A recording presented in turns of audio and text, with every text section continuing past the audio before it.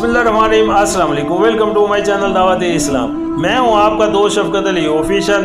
उम्मीद करता हूं कि आप सब लोग ईमान के आला दर्जे पे होंगे और जिन्होंने अपनी रिशो दनाइयों पर दीनदारी का पर्दा डालने के लिए मदीना से मतसली मस्जिद ज़रार तमीर कर रखी थी, बगल में जोड़ा गोम देते, सामने से कसरा जिसका दबदबा ईरानियों को शिकस्त देने के बाद तमाम दूर और नजदीक के इलाकों पर छा गया था।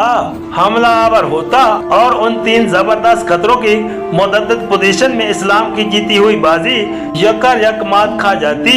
इसलिए बावजूद उसके कि मुल्क में कैद साली थी, गर्मी का मौसम पूरे शबाब पर था, फसलें पकने के करीब थी, सवारियों और सरो सामान का इंतजाम सख्त मुश्किल था, सरमाया की बहुत कमी थी और दुनिया की दो सबसे बड़ी ताकतों में से एक का मुकाबला दरपेश था। खुदा के नबी ने ये देखकर कि ये दावत हक के लिए जिंदगी और मौत के फैसले की घड़ी है, इसी हाल में तैयारी जंग का ऐलान आम कर दिया। पहले तमाम गज़वात में तो नबी करीम सल्लल्लाहु अलैहि वसल्लम का कहना था कि आखिर वक्त तक किसी को ना बताते थे कि किधर जाना है और किससे मुकाबला दरपेश है, बल्कि मदीना से निकलने के बाद भी मंजिल मकसूद की तरफ सीधा रास्ता इख्तियार करने की बजाय फेर की राह से तशरीह ले जाते थे। लेकिन इस मौके पर आपने ये पर्दा भी न रखा और साफ साफ बता दिया कि रोम से मुकाबला है और शाम की तरफ जाना है। इस मौके की नजाकत को अरब में सब ही महसूस कर रहे थे। जहलियत कदीमा के बच्चे खुचे आशिकों के लिए ये एक आखिरी शायद उम्मीद थी और रोमो इस्लाम की इस टक्कर के नतीजे पर वो बेचैनी के साथ निगाहें लगाए हुए थे, क्योंकि वो खुद भी जानते थे कि इसके बाद फिर कहीं से उम्मीद की झलक नहीं दिखाई देनी है। मुनाफिकीन ने भी अपनी आखिरी बारी इसी पर लगा दी थी और वो अपनी मस्जिद ज़रार बनाकर इस इंतजार में थे कि शाम की जंग में इस्लाम की किस्मत का पालसा पलटे तो इधर अंदरूनी मुल्क में वो अपने फितने का इल्म बुलंद करें। यही नहीं बल्कि उन्होंने इस मुहिम को नाकाम करने के लिए तमाम मुमकिन तदबीरें भी इस्तेमाल कर डाली। इधर मोमिनीन सादिकीन को भी पूरा एहसास था कि जिस तरीक के 22 साल से वो सरबख्फ रहे हैं, इस वक्त किस्मत तराजू में है। इस मौके पर जुर्रत दिखाने के माने ये हैं कि इस तहरीक के लिए सारी दुनिया पर छा जाने का दरवाजा खुल जाए और कमजोरी दिखाने के माने ये हैं कि अरब में भी उसकी बसात उलट जाए। चुनाचे इसी साथ के साथ इन फदायान हक ने इंतहाई जोशो खरोश से जंग की तैयारी की। सरो सामान की फरामी में हर एक ने अपनी बसात से बढ़कर हिस्सा लिया। हजरत उस्मान रज़ी अल्लाह अन्हा और हजरत अब्दुल रहमान बिन औफ ने बड़ी बड़ी रकमें पेश की। हजरत उमर रज़ी अल्लाह अन्हा ने अपनी उम्र भर की कमाई का आधा हिस्सा लाकर रख दिया। हजरत अबू बकर रज़ी अल्लाह अन्हु ने अपनी सारी पूंजी नजर कर दी। गरीब साहबों ने मेहनत मजदूरी कर करके जो कुछ कमाया लाकर हाजिर कर दिया।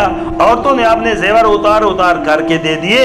सरपरोशों वंडेरों के लश्कर हर तरफ से उमड़ उमड़ कर आने शुरू हो गए और उन्होंने तकाजा किया कि असला और सवारियों का इंतजाम हो तो हमारी जानें कुर्बान होने को हाजिर हैं। जिनको सवारियां ना मिल सकी वो रोते थे और अपने इखलास की बेताबियों का इज़हार उस तरह करते थे कि आप सल्लल्लाहु अलैहि वसल्लम का दिल भर आता था।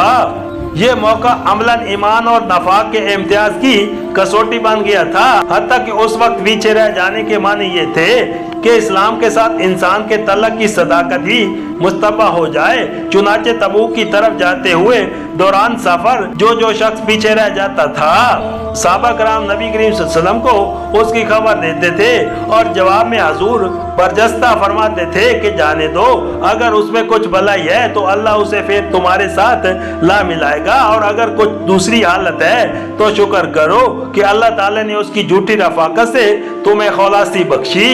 रजब सन 9 हिजरी में नबी करीम सल्लल्लाहु अलैहि वसल्लम 30,000 मुजाहिदीन के साथ शाम की तरफ रवाना हुए, जिनमें 10,000 सवार थे और ऊंटों की इतनी कमी थी कि एक एक ऊंट पर कई आदमी बारी बारी सवार होते थे।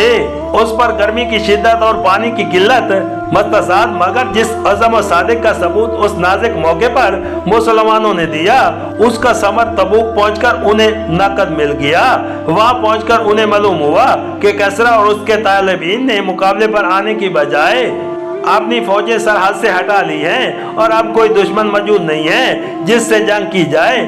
سیرت نگار بالعلوم اس واقعے کو اس انداز سے لکھ جاتے ہیں کہ گویا وہ خبر ہی سرے سے غلط نکلی جو آپ صلی اللہ علیہ وسلم کو رومی افواج کے اجتماع کے متعلق ملی تھی۔ حالانکہ دراصل واقعہ یہ تھا کہ کیسرا نے اجتماع افواج شروع کیا تھا، لیکن جب نبی کریم صلی اللہ علیہ وسلم اس کی تیاریاں مکمل ہونے سے پہلے ہی مقابلے پر پہنچ گئے تو اس نے سرحد سے فوجیں ہٹا لینے کے سوا کوئی چارہ نہ پایا۔ غزوہ مؤتہ میں 3000 اور 1 لاکھ کے مقابلے کی جو شان وہ دیکھ چکا تھا، اس کے بعد اس میں اتنی ہمت نہ تھی کہ خود نبی کریم صلی اللہ علیہ وسلم کی قیادت میں جہاں 30,000 فوج آ رہی ہو وہاں وہ 1,00,000-2 لاکھ آدمی لے کر میدان میں آ جاتا۔ کسرا کے یوں طرح دب جانے سے جو اخلاقی فتح حاصل ہوئی اس کو نبی کریم صلی اللہ علیہ وسلم نے اس منزل پر کافی سمجھا، اور بجائے اس کے کہ تبوک سے آگے بڑھ کر سرحد شام میں داخل ہوتے، آپ نے اس بات کو ترجیح دی کہ اس فتح سے انتہائی ممکن سیاسی حربی فائدے حاصل کر لیں۔ چنانچہ آپ صلی اللہ علیہ وسلم نے تبوک میں 20 دن ٹھہر کر ان بہت سی چھوٹی چھوٹی ریاستوں کو جو سلطنت روم اور دارالاسلام کے درمیان واقع تھی اور اب تک رومیوں کے زیر اثر رہی تھی، فوجی دباؤ سے سلطنت اسلامی بخش گزار اور تابع امر بنا لیا۔ اس سلسلے میں دوتا الجندل کے عیسائی رئیس اقدر بن عبد المالک کندی، الیہ کے عیسائی رئیس یونا بن روبا اور اسی طرح مکنا جربا اور ازرار کے نصرانی روسا نے بھی جزیہ ادا کر کے مدینہ کی تابعیت قبول کر لی، اور اس کا نتیجہ یہ ہوا کہ اسلامی حدود اقتدار براہ راست رومی سلطنت کی سرحد تک پہنچ گئے، اور جن عرب قبائل کو کسرا روم اب تک عرب کے خلاف استعمال کرتے رہتے، اب ان کا بیشتر حصہ رومیوں کے مقابلے پر مسلمانوں کا معاون بن گیا۔ پھر اس کا سب سے بڑا فائدہ یہ ہوا کہ سلطنت روم کے ساتھ ایک طویل کشمکش میں الجھانے سے پہلے اسلام کو عرب پر اپنی گرفت مضبوط کر لینے کا پورا موقع مل گیا۔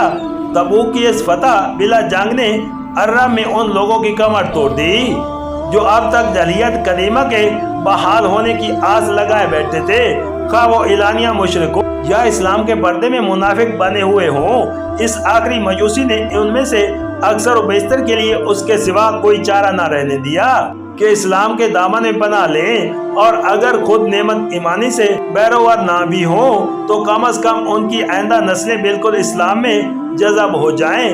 اس کے بعد جو ایک برائے نام اقلیت شرک و جاہلیت میں ثابت قدم رہ گئی وہ اتنی بے بس ہو گئی کہ اس اصطلاحی انقلاب کی تکمیل میں کچھ بھی معنی نہ ہو سکتی تھی جس کے لیے اللہ تعالیٰ نے اپنے رسول کو بھیجا تھا۔ اس پس منظر کو نگاہ میں رکھنے کے بعد ہم بآسانی ان بڑے بڑے مسائل کا اثار کر سکتے ہیں جو اس وقت درپیش تھے اور جن سے سورۃ توبہ میں عرض کیا گیا ہے۔